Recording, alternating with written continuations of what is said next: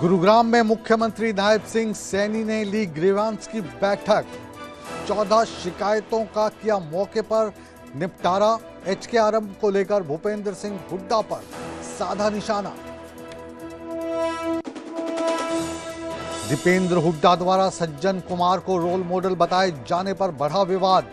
Bharatiya Janata party ने पूछा, सिखों के हत्यारों की तारीफ कैसे कर सकती है कांग्रेस। वंदे मातरम को लेकर अब बॉलीवुड तक पहुंची तकरार। अभिनेत्री शर्मिला टैगोर और कंगना रनौत के बीच वार पलटवार।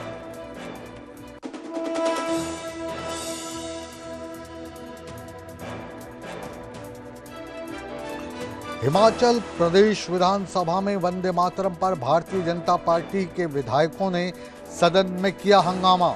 महज 11 मिनट में स्थगित हुई कार्रवाई। मुख्यमंत्री सुखविंदर सिंह सुक्खू बोले, भारतीय जनता पार्टी ने किया राष्ट्रगान का अपमान।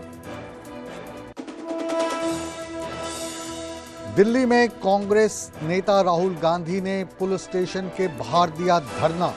पैलेट गन के मामले में एफआईआर दर्ज करवाने की मांग। भारतीय जनता पार्टी बोली, राहुल गांधी कर रहे हैं अराजकता की राजनीति। के प्रायोजक Patanjali Dant Kanti, truth paste, complete oral health का सच।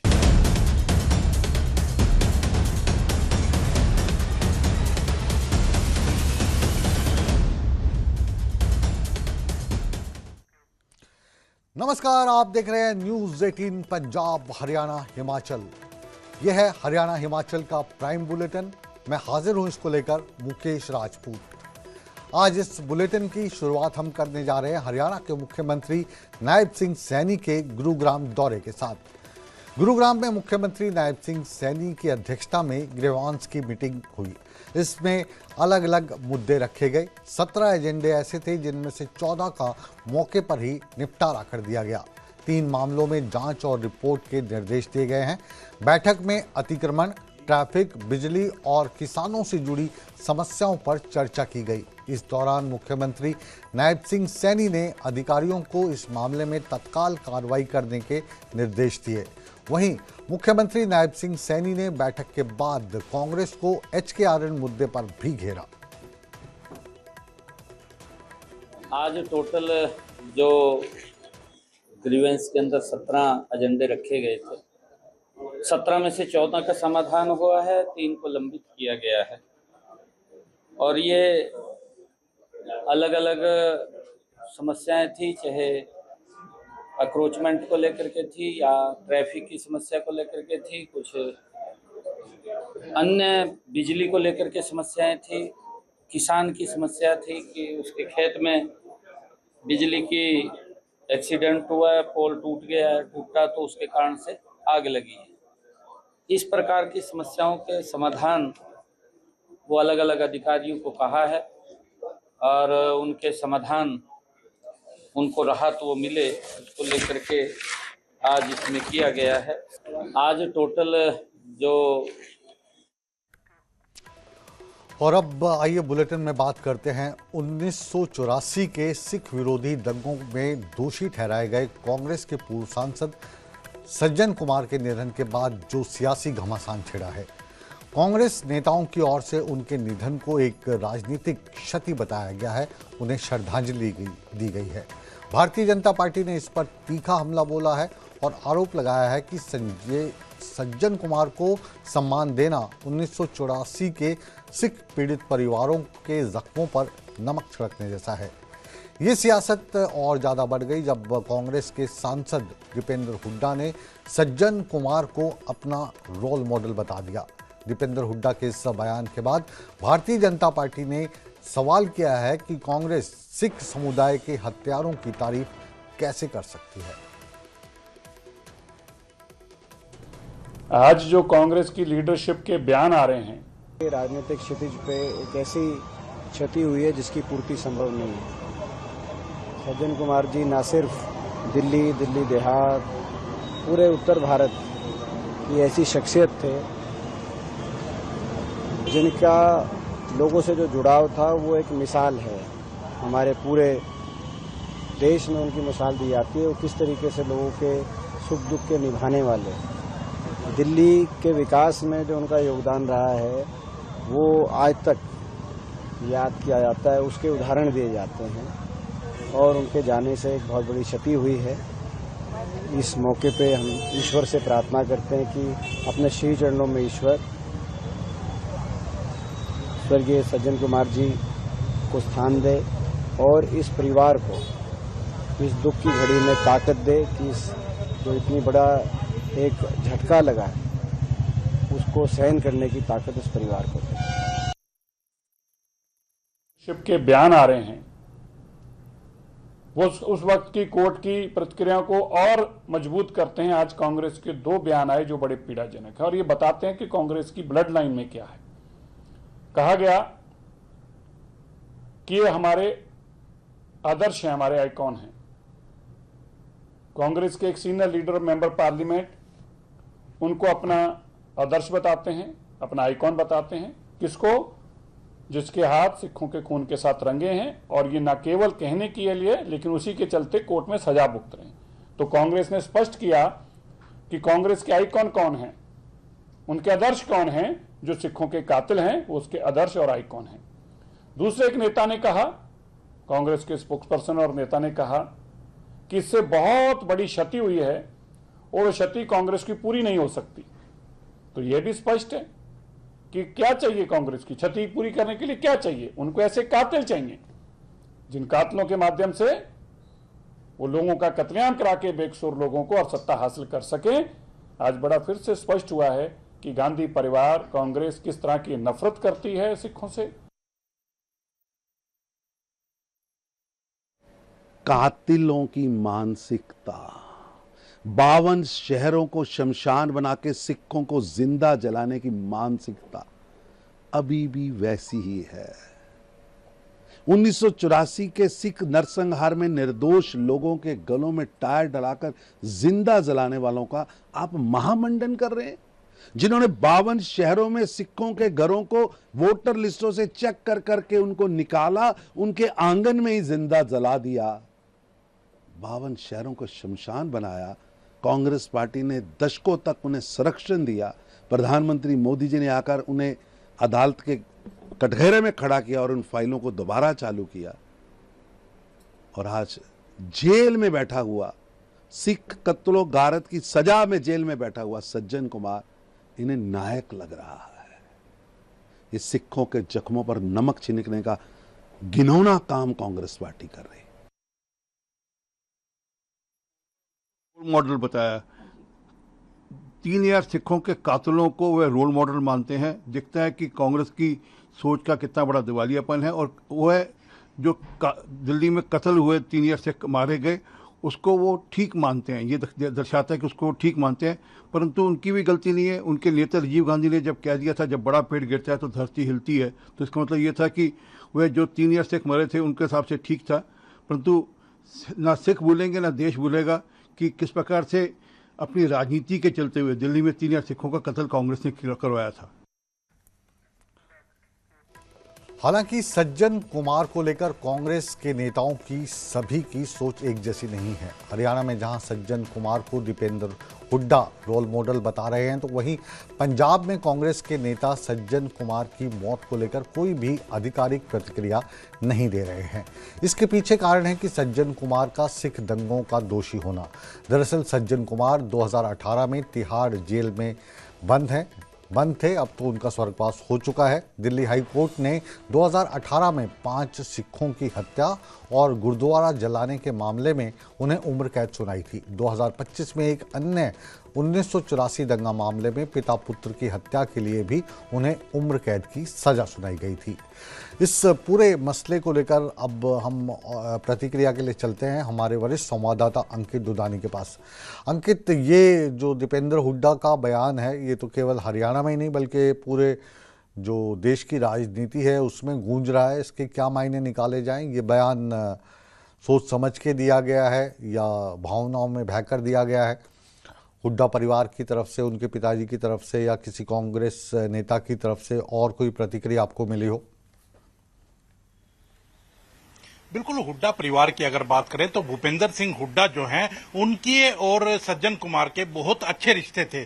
कल की अगर बात करें तो कल जब उनका निधन हुआ तो उस समय प्रेस वार्ता भूपेंद्र सिंह हुड्डा कर रहे थे और न्यूज 18 ने ही जब उनसे सवाल किया कि वरिष्ठ कांग्रेस नेता सज्जन कुमार का निधन हो गया है तो एकदम शोक कह सकते हैं कि भूपेंद्र सिंह हुड्डा को लगा था और उन्होंने कहा कि ऐसा कैसे हो सकता है, अभी 15 दिन पहले ही मेरी उनसे बात हुई थी, वो मेरे बहुत अच्छे मित्र थे और बहुत दुख की बात है उनकी पैरोल भी लगी हुई थी। तो कहीं ना कहीं उन्होंने प्रेस वार्ता में संबोधित करते हुए ये बात कही और अब जब दीपेंद्र हुड्डा से मीडिया ने सवाल किया तो वो उनको रोल मॉडल बताने तक से नहीं चूके। तो कहीं ना कहीं मेरे को जो लगता है कि ये भावनाओं से भरा हुआ जवाब था और कहीं ना कहीं पॉलिटिकली इसका कोई मिसयूज हो जाएगा या पॉलिटिकली इसके पीछे उनको चेज किया जाएगा, ऐसा उन्हें भी शायद अंदाजा नहीं होगा। लेकिन जिस तरह से पंजाब के अंदर अब भारतीय जनता पार्टी के नेता हो या केंद्र के भारतीय जनता पार्टी के नेता हो, उन्होंने जिस तरह से इसको मुद्दा बनाया है और कहा है कि अगर जैसे जो शेरगिल जो है भाजपा के नेता हैं वो ये कह रहे हैं कि अगर राहुल गांधी पंजाब के अंदर आ रहे हैं अगले महीने और अमृतसर से यात्रा शुरू कर रहे हैं तो सबसे पहले उन्हें ये क्लियर करना होगा कि क्या वो राहुल गांधी सिखों के साथ हैं या फिर दीपेंद्र हुड्डा जैसे नेताओं के साथ हैं या कांग्रेस की ये जो सोच है उसके साथ हैं। क्योंकि मैंने बताया कि जैसे भावनाओं में बहते हुए ये बयान दिया गया था, जैसा भूपेंद्र सिंह हुड्डा के वो मित्र थे तो दीपेंद्र हुड्डा के भी अंकल हुए और वो उनसे कितना लगाव था तो उसी नाते से उन्होंने ये बात कही है। अब हालांकि क्योंकि राजनीति के अंदर सब चीजें जायज होती है, किसी के निधन और किसी के जन्म से कुछ नहीं लेना होता, जहां राजनीति का मौका मिलता है सब नेता करते हुए नजर आते हैं। तो ऐसे ही अब भाजपा के नेता भी साफ तौर पर इसमें राजनीति करते हुए नजर आ रहे हैं और क्योंकि इस बात में भी कोई दो राय नहीं है कि सिखों के जो कत्लेआम हुआ था उसके वो दोषी सज्जन कुमार जरूर थे। 2018 में उनको तिहाड़ जेल हुई और उम्र कैद की सजा हुई और फतेहजंग बाजवा जो भारतीय जनता पार्टी के वरिष्ठ नेता हैं वो इतना कहने से भी नहीं चूके, उन्होंने कहा कि अगर उनकी जेल में डेथ होती है तो समझ लीजिए कि उनको उनके गुनाहों की सजा मिली है और नहीं तो आम आदमी जो होता है वो घर पर या अस्पताल में जान देता है, उसका निधन होता है, लेकिन उनकी जेल में डेथ हुई है तो इसका मतलब उन्हें उनके गुनाहों की सजा मिली है। तो कहीं ना कहीं राजनीति है और कुछ दिन ये बयान क्योंकि पंजाब का चुनाव सामने है तो गरमाएगा जरूर। जी, मतलब कुल मिलाकर आप कह रहे हैं कि दीपेंद्र हुड्डा का जो रोल मॉडल वाला बयान सज्जन कुमार को लेकर दिया, तो चाहे आने वाली राहुल गांधी की पंजाब यात्रा हो या पंजाब के आने वाले विधानसभा चुनाव, तो ये जो बयान है ये इतने जल्दी भुलाया नहीं जाएगा, ना ही इसको भूलने दिया जाएगा और ये एक मुख्य मुद्दे के तौर पर आने वाले चुनाव में या राहुल गांधी की यात्रा में एक मुद्दा बन सकता है। बिल्कुल, इसमें कोई दो राय नहीं है क्योंकि जब से राहुल गांधी ने माफी मांगी है, राहुल गांधी ने खुद ने माफी भी मांगी थी कि 1984 में जिस तरह से सिखों का कत्लेआम हुआ उसके लिए माफी मांगी थी और कांग्रेस की बड़ी गलती कहा था कि उस समय कांग्रेस की सरकार थी। लेकिन अब जिस तरह से वो चाहे दीपेंद्र हुड्डा हो या भूपेंद्र हुड्डा हो या कोई अन्य नेता हो जिन्होंने रोल मॉडल बताया, अपना मित्र बताया या कि जिस तरह से बताया कि दिल्ली के विकास में उनका बहुत बड़ा योगदान है, तो कहीं ना कहीं वो जो मुद्दा एक बार दब गया था 1984 से में सिखों का जो कत्लेआम हुआ था वो एक बार फिर से उभर करके सामने आया। और जैसा आपने भी कहा कि वो चाहे राहुल गांधी की यात्रा हो या आने वाला विधानसभा चुनाव हो, वो भारतीय जनता पार्टी के नेता हो या फिर आम आदमी पार्टी के नेता हो, वो इसे जरूर भुनाते हुए नजर आएंगे। और यही कारण है कि जो पंजाब कांग्रेस के नेता हैं वो इस पर प्रतिक्रिया देने से बच रहे हैं। बहुत बहुत शुक्रिया तमाम जानकारी के लिए और इस मुद्दे पर और भी जो प्रतिक्रियाएं आती हैं वो आप लेकर चैनल को अपडेट करते रहें। बहरहाल इस जानकारी के लिए बहुत बहुत शुक्रिया आपका। और आइए अब बुलेटिन में बात करते हैं वंदे मातरम की। राष्ट्रीय गीत वंदे मातरम को लेकर अब सियासी बहस बॉलीवुड तक जा पहुंची है। अभिनेत्री कंगना रनौत और शर्मिला टैगोर इसको लेकर आमने सामने आ गई हैं। दरअसल शर्मिला टैगोर ने कहा था कि वंदे मातरम की शुरुआती छंद सभी धर्मों के लोगों के लिए स्वीकार्य हैं। उनका कहना था कि गीत में जो बाकी छंद हैं उसमें देवी देवताओं का उल्लेख है। जो कुछ लोग एक ईश्वर को मानते हैं उनके लिए ये गाना कठिन हो सकता है। शर्मिला टैगोर के इसी बयान पर कंगना रनौत ने पलटवार करते हुए कहा कि वरिष्ठ अभिनेत्री की राय का वो सम्मान करती हैं, लेकिन कविता और कला में अलग अलग तरीके से व्याख्या की जाती है और इसको लेकर प्रतीकों रूपों का इस्तेमाल किया जाता है और वंदे मातरम केवल धार्मिक नज़रिए से नहीं देखा जा सकता, क्योंकि ये हमारा राष्ट्रीय गीत है। पॉइंट ऑफ व्यू है कि यहाँ पे काफ़ी रिलीजन के लोग रहते हैं, मजहब के लोग रहते हैं जो एक गॉड में विश्वास करते हैं, single God, not many gods. और वंदे मातरम के जो स्टैंजा है वो वंदना करते हैं मैनी गॉड्स। आप पढ़ेंगे उसको तो आपको पता चलेगा, उसमें all the gods are mentioned by name. तो वो जो एक रिलीजन में विश्वास करते हैं उनके लिए मुश्किल है कहना कि वंदे काली, वंदे दुर्गा, वंदे, मुश्किल है। तो इसीलिए अगर इंडिया में जितने रिलीजन के लोग हैं उसको अगर हम इकट्ठा साथ लेके चले तो पहला 2 स्टैंजा इज वेरी गुड। गौरतलब है कि देश की सियासत में पहले भी वंदे मातरम का मुद्दा लगातार गर्माता रहा है। कांग्रेस ने पिछले दिनों वंदे मातरम को पूरा गाने से इनकार कर दिया था। कांग्रेस के महासचिव केसी वेणुगोपाल ने CWC की बैठक के बाद कहा था कि कांग्रेस जितना वंदे का मातरम गाती है उतना ही गाएगी, इसके अलावा नहीं। इस पर केंद्रीय गृह मंत्री अमित शाह ने कांग्रेस पर निशाना साधा था और कहा था कि कांग्रेस संविधान का अपमान कर रही है। अब बात करते हैं हिमाचल प्रदेश। हम डिस्कस कर दिया, हमारा स्टैंड वेरी क्लियर है। 1937 का resolution Mahatma Gandhi ji, Pandit Jawaharlal Nehru ji, Rabindranath Tagore ji, Subhash Chandra Bose ji, this type of Sardar Patel ji, this type of top most leadership of that point of time decided that whatever the decision they took, we will obey that decisions. We are very, very clear on that, that our Congress party workers will do that only. This is our decision. First 2 stands था complete. Congress party की कार्य समिति ने एक आश्चर्यजनक और देश विरोधी फैसला लिया है। उन्होंने अपनी पार्टी के 37 के रिजोल्यूशन को फॉलो करते हुए महान वंदे मातरम गीत के 2 ही छंद गाने का फैसला किया है। कांग्रेस का यह निर्णय केवल और केवल इनकी घोर तुष्टीकरण की नीति की पुष्टि करता है। वोट बैंक के तुष्टीकरण के लिए उन्होंने स्वर्गीय बंकिम बाबू के इस अमर कृति का न केवल अपमान किया है, वो लाखों शहीदों का भी अपमान किया है जो वंदे मातरम का नारा लगाते लगाते देश की आजादी के लिए फांसी पर चढ़ गए। तो वंदे मातरम की जो गूंज है वो हिमाचल प्रदेश विधानसभा के मानसून सत्र में भी सुनाई दी। मानसून सत्र अब शुरू हो चुका है। सुबह 11 बजे जब सत्र की कार्रवाई शुरू हुई तो मानसून सत्र के साथ साथ जो वंदे मातरम को लेकर सदन में हंगामा पहले से अपेक्षित था वो हो गया। विपक्ष ने सत्ता पक्ष पर राष्ट्रीय गीत के अपमान का आरोप लगाते हुए सदन में ही नारेबाजी शुरू कर दी। हंगामा बढ़ने के बाद विधानसभा की कार्रवाई कल सुबह 11 बजे तक के लिए स्थगित कर दी गई। कार्रवाई स्थगित होने के बाद विपक्षी भारतीय जनता पार्टी के विधायक बाहर निकल गए, नारेबाजी करते रहे।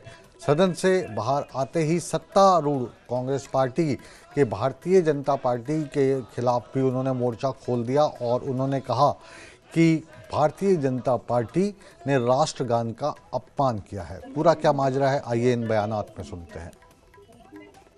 स्वागत के बाद हमारे यहाँ जो कन्वेंशन है और लोकसभा में भी वही है, जो लोकसभा की शुरुआत है वो भी राष्ट्रगान से हुई।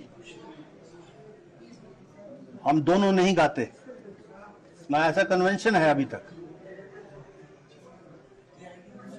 और लोकसभा ने भी राष्ट्रगान से शुरुआत की और क्लोजिंग राष्ट्रगीत से होती है, जो हम हर बार करते हैं। तो यहाँ कहाँ कोई विरोधाभास है, मैं ये जानना चाहता हूँ।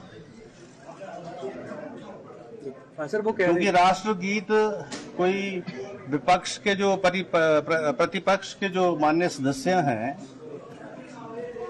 वो नए नियम नहीं बनाएंगे, नई कन्वेंशन, नए प्रेसिडेंट्स थोड़ी बनाएंगे। ये हाउस तो जो कन्वेंशन है, जो प्रेसिडेंट्स हैं, जो प्रोसीजर है, जो रूल्स है उसके मुताबिक चलेगा, और रूल्स प्रोसीजर जो है आम सहमति से बनता है। तो इसलिए जब मैंने ये बार बार आग्रह किया सभी सामान्य सदस्यों से, विशेष रूप से प्रतिपक्ष से, कि अभी ऑबिचुरी होने दो, ऑबिचुरी होने के बाद आपका कोई व्यू पॉइंट होगा तो उसको सुना जाएगा, फिर उसका डिस्पोजल उस तरीके से होगा। लेकिन कोई बैठने को तैयार नहीं, और माननीय नेता प्रतिपक्ष आज थे नहीं, इसलिए अंदर मेरे ख्याल में लीडर लेस भी थे ऑपोजिशन। मैं यही बोल सकता हूं, मैं तो ये नहीं बोल सकता कि सभी लीडर थे। मुझे आज पहली बार बड़ा दुख हुआ, जो पार्टी राष्ट्रीय गान का अपमान कर सकती है, राष्ट्रीय गान के अपमान में विरोध कर सकती है, हिमाचल प्रदेश की जनता, हिमाचल प्रदेश की कांग्रेस पार्टी, हिमाचल प्रदेश के विधायक दल के नेता, भारतीय जनता पार्टी के जो राष्ट्रीय गान का अपमान हुआ, इसको कभी सहन नहीं करेंगे। आज जो वर्तमान कांग्रेस सरकार युवाओं से ठगी कर रही है, उनकी अनदेखी कर रही है, चुनाव के दौरान उनसे किए वायदे और युवाओं को दी हुई गारंटियों को भूल गई है। आज उस मुद्दे को हमने विधानसभा के बाहर प्रदर्शन करके यहाँ पर उठाया है। और आइए अब आपको सीधा लिए चलते हैं शिमला, जहां से हमारे संवाददाता रणवीर हमारे साथ मौजूद हैं। रणवीर, आज पहला दिन था मॉनसून सत्र का, 11 बजे शुरू हुआ, 11 मिनट में ख़त्म हो गया और कल 11 बजे दोबारा शुरू होगा। तो ये जो 11 का आंकड़ा है ये तो समझ में आ गया। मुझे लगता है कि सत्तारूढ़ पार्टी और विपक्ष दोनों के लिए ही काफ़ी शुभ होगा। लगता है दोनों के पास ही मुद्दों की कमी है और फिर ऐसा मुद्दा उठाकर सदन से बाहर वॉकआउट कर जाते हैं। एक कह रहे हैं कि राष्ट्रीय गीत का अपमान हो गया, दूसरे कह रहे हैं कि राष्ट्रगान का अपमान हो गया। बाकी जो हिमाचल की स्थिति है वो राम भरोसे है। जी हाँ, बिल्कुल आपने सही कहा कि बाकी सारे मुद्दे जो है गौण हो गए और आज जो मुद्दा यही छाया रहा, राष्ट्रगीत और राष्ट्रगान। बड़ी बात इसमें यह है कि अगर आप भाजपा की स्ट्रेटजी को देखें, आप जानते हैं कि देश में किस तरह से वंदे मातरम को मुद्दा भाजपा ने बनाया है, तो जाहिर सी बात है कि यहाँ से भी, हिमाचल प्रदेश से भी एक संदेश जो है देना चाहती थी भाजपा और कांग्रेस को घेरना चाहती थी, और वो हुआ भी। और सदन के भीतर हालांकि जो कुछ आज हुआ, पहले विपक्ष की तरफ से जो है हंगामा हुआ, उसके बाद सत्ता पक्ष की तरफ से भी नारेबाजी हुई। तो यहाँ पर ये देखने वाली बात है कि जो सदन के भीतर स्पीकर ये कह रहे थे कि आपकी जो रिजल्टमेंट है या आपका कोई विषय है उस पर बात की जा सकती है, पहले शोकोद्गार हो जाए उसके बाद आपको मौका दिया जाएगा। लेकिन जो परंपरा है इस सदन की, उन्होंने हवाला दिया, परंपराओं का हवाला दिया, नियमों का हवाला दिया, ये भी बताया कि विधानसभा जो है वो स्वायत्त है और पूरे देश में अगर हम बात करें बहुत सारे विधानमंडल ऐसे हैं, यहाँ तक कि लोकसभा में भी शुरुआत जो है राष्ट्रगान के साथ हुई। जब सत्र का समापन होता है उस वक्त जो है राष्ट्रगीत होता है, लेकिन विपक्षी नहीं माने, हंगामा बहुत हुआ और उसके बाद ये किसी को भी उम्मीद नहीं थी। पहले ऐसा लग रहा था कि जो सदन की कार्रवाई है कुछ देर के लिए स्थगित हो सकती है, लेकिन हंगामा जिस तरह से बरपा, आपने देखा कि जिस तरह से मुद्दा भाजपा ने बनाया है और कांग्रेस जिस तरह से हमला कर रही है, तो वो स्ट्रेटजी साफ तौर पर देखी जा रही है कि मतलब कुल मिलाकर कहें कि जो प्रदेश में जो मानसून के दौरान सत्र चल रहा है, इसमें मानसून से होने वाले नुकसान को लेकर किसी को चिंता नहीं है। प्रदेश का इंफ्रास्ट्रक्चर जो लगातार कमज़ोर होता जा रहा है उसको लेकर कोई चिंता नहीं है। प्रदेश में जो कर्ज बढ़ता जा रहा है, बेरोज़गारी बढ़ती जा रही है, महंगाई बढ़ती जा रही है, उसको लेकर किसी की चिंता नहीं है। मुख्य मुद्दा जो आज भेंट चढ़ गया पूरा का पूरा दिन, उसमें राष्ट्रीय गीत और राष्ट्रगान प्रमुख रहे।